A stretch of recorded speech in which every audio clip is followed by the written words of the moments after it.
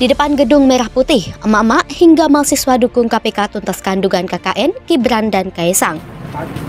Seperti yang kita sepakati bersama kawan-kawan, korupsi, kolusi, dan nepotisme itu diatur dalam TAP MPR nomor 8. Dan teman-teman mahasiswa, teman-teman menjalankan apa itu tidak perguruan tinggi kawan-kawan. Dari menyatunya dua sistem hukum di dalam undang-undang kita kawan-kawan, itu hanya sebuah intrik buat mereka oligarki. Maka aku di sini ingin menyatakan kepada kawan-kawan, sepakat kita untuk mengawal kasus KKN ini kawan-kawan. Kita teringat ada TAP MPR nomor 11 tahun 1998 tentang amanah MPR rakyat mewakili rakyat pada saat itu agar pemerintah jalankan pemerintahannya yang jujur dan terbebas dari KKN, korupsi, kolusi, dan nepotisme. Nah ini anak presiden berbisnis dengan anak petinggi PTSM, di mana PTSM itu banyak masalah terkait dengan pembakaran hutan, maka itu kita lihat ada pergeseran saham, pembelian saham. Nah ini dipicu juga oleh Kaisang yang membeli saham 188 juta lembar, nilai 92 miliar lebih. Jadi pergeseran uang, pergeseran saham ini menimbulkan tanda tanya di situ. Itu yang disebut dugaan tindak pidana korupsi dan atau dugaan tindak pidana pencucian uang. Nah, tentu kami.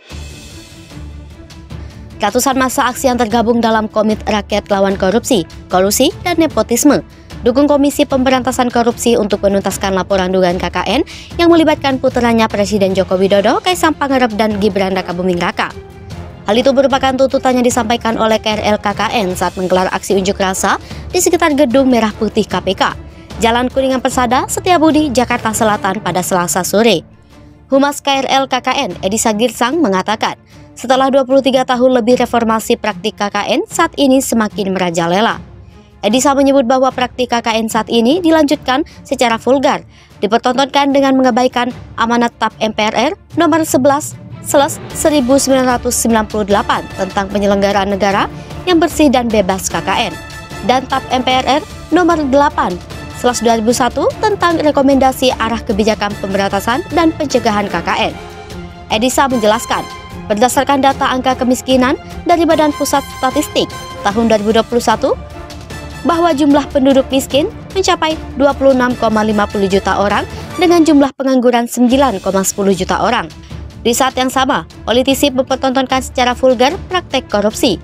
Sementara berdasarkan data penelitian KPK bahwa sebesar 95,4% calon kepala daerah atau politisi parlemen akan balas budi pada donatur atau oligarki dan 90,7% donatur politik atau oligarki akan meminta kemudahan untuk ikut serta dalam tender proyek pemerintahan dalam hal pengadaan barang dan jasa.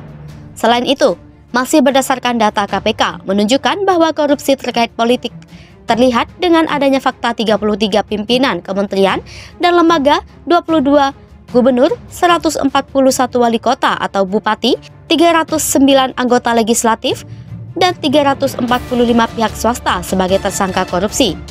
KRKKN yang terdiri dalam aktivis 98, akademisi, Front Milenial Jabodetabek, Aksi Rakyat Menggugat, KSPSI, Komju, PPMI, Gertak, FBK, Front Angin Timur Jakarta, HMI-MPU, BEM-UNJ, PAPD, SBSI 1992, dan FFM Lampung ini mendukung KPK untuk segera menuntaskan laporan dari dosen Universitas Negeri Jakarta, Ubedillah Badrun, di mana pada Januari 2022, Ubedillah melaporkan dugaan KKN dan dugaan tindak pidana pencucian uang yang diduga melibatkan anaknya Jokowi, Gibran, dan Kaisang.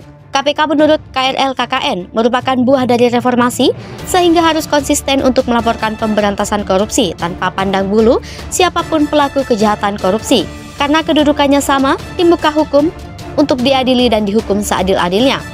Bahkan kata Edisa, KPK diberi kekuatan dan keleluasaan dalam pemberantasan korupsi di Indonesia, sehingga seharusnya dapat dengan cepat merespons setiap laporan dugaan korupsi termasuk yang dilaporkan oleh Ubedillah.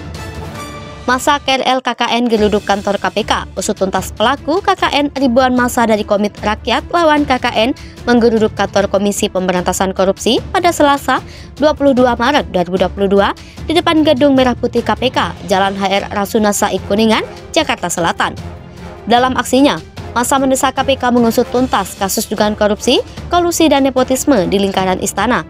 Salah satunya pelaporan anak Jokowi, Gibran Rakabuming dan Kaisang Pangarep.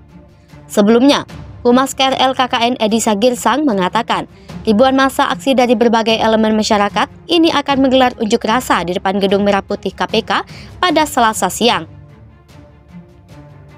Tak hanya kasus Gibran dan Kaisang, kata Edisa, bisnis PCR yang disebut melibatkan Menteri Koordinator Bidang Kemaritiman dan Investasi Luhut Binsar Panjaitan juga harus diusut. Begitu juga dengan kasus kardus durian yang diduga juga melibatkan Muhaimin Iskandar alias Caimin untuk segera diusut kembali. Diketahui bahwa pada sebelumnya dosen Universitas Negeri Jakarta Ubedillah Badrun yang melaporkan dua putra Presiden Jokowi, Kaisang Pangarep dan Gibran Rakabuming Raka atas dugaan KKN, yang kasusnya tidak dilanjutkan atau tidak diusut tuntas. Ratusan massa dari Komite Rakyat Lawan KKN menggeruduk kantor Komisi Pemberantasan Korupsi Jakarta Selasa. Mereka mendesak KPK mengusut tuntas kasus dugaan korupsi, kolusi, dan nepotisme di lingkaran istana. KPK diberi kekuatan dan keleluasaan dalam pemberantasan korupsi di Indonesia. Seyogianya merespon dengan cepat setiap siapapun pelapor dugaan korupsi, termasuk laporan Ubedillah Badrun.